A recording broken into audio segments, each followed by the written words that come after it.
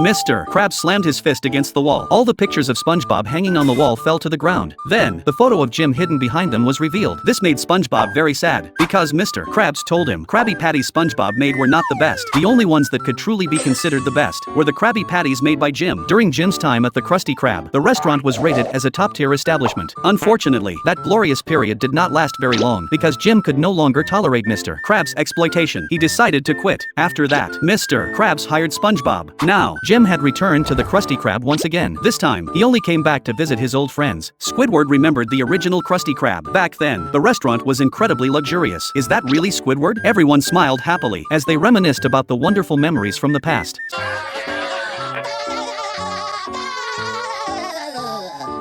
We've had some great times too, right, Squidward? No. SpongeBob proudly said that he was the best employee at the Krusty Krab. However, the one truly irreplaceable best employee was Jim.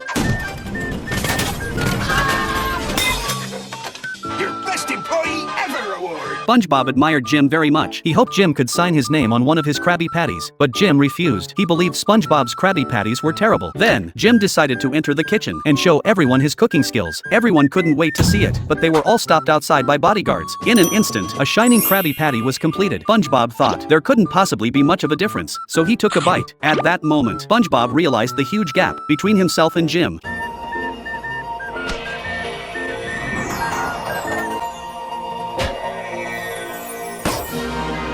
Begged Jim to teach him the true way to make a Krabby Patty. Moved by SpongeBob's sincerity, Jim agreed, but Jim's standards were extremely strict. If there was even one thing he disliked, he would throw the Krabby Patty into the toilet. Jim tasted every single Krabby Patty, but the one SpongeBob made never met his standards. All of the Krabby Patties were thrown into the toilet. This eventually caused the toilet to become clogged.